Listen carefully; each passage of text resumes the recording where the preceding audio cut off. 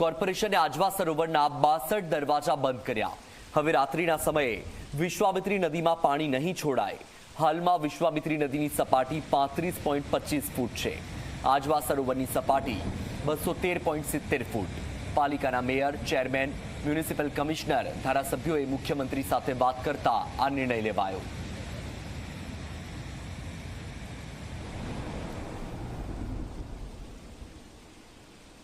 હાલની વડોદરા શહેરની પરિસ્થિતિ જોતા જે પૂરની પરિસ્થિતિ છે બહુ કપરી બની ગઈ છે। લગભગ 37 ફૂટ જેવું વિશ્વામિત્રીમાં પાણી આવેલું છે અને તેને તાત્કાલિક ધોરણે ઓછું કરવાનો નિર્ણય લીધો છે અને હાલમાં પ્રતાપપુરામાંથી આવતું પાણી આવતું છે એના દરવાજા બંધ કરેલા છે। આજવા સરોવરના દરવાજા બંધ કરેલા છે।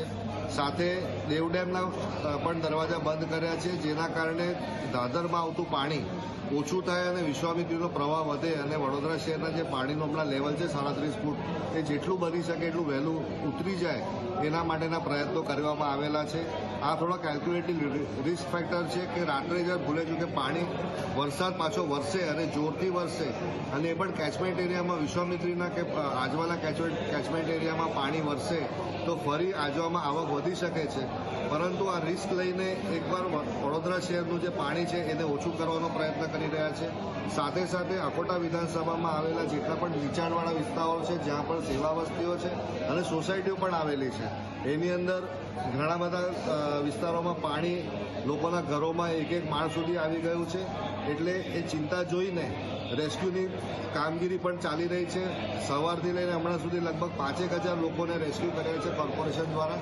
હજી પણ કોર્પોરેશન દ્વારા રેસ્ક્યુની પરિસ્થિતિ ચાલુ જ છે, કરી જ રહ્યા છે રેસ્ક્યુ બધાને।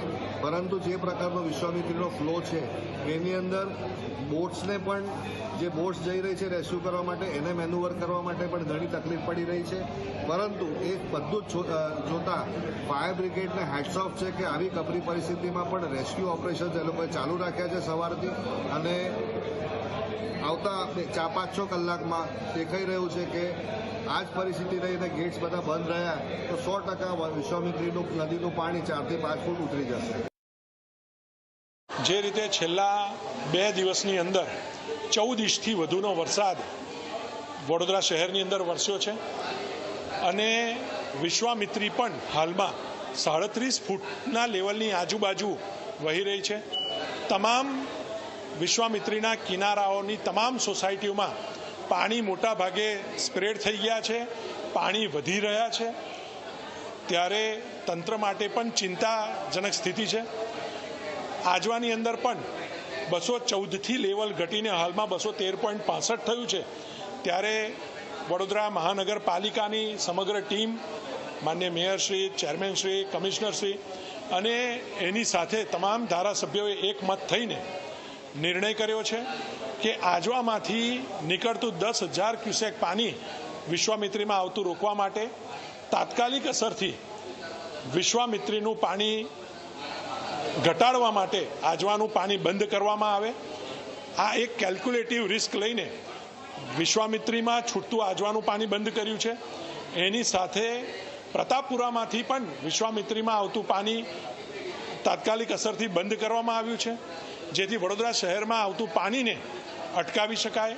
અને એના સિવાય વડોદરા શહેરમાં જ્યારે વિશ્વામિત્રી એક્ઝિટ કરે છે ત્યારે ઢાઢર નદી એને મળતી હોય છે, ત્યાં પણ પાણી ભેગા થવાના કારણે વિશ્વામિત્રીનું પાણી ઝડપથી બહાર નથી નીકળતું। ત્યારે ઢાઢરના અંદર પણ પાણીનો ફ્લો ઘટાડવા માટે દેવ ડેમને પણ સરકાર દ્વારા બંધ કરવામાં આવ્યો છે। વલસાડમાં 3 વર્ષની બાળકી સાથે નરાધમે કર્યા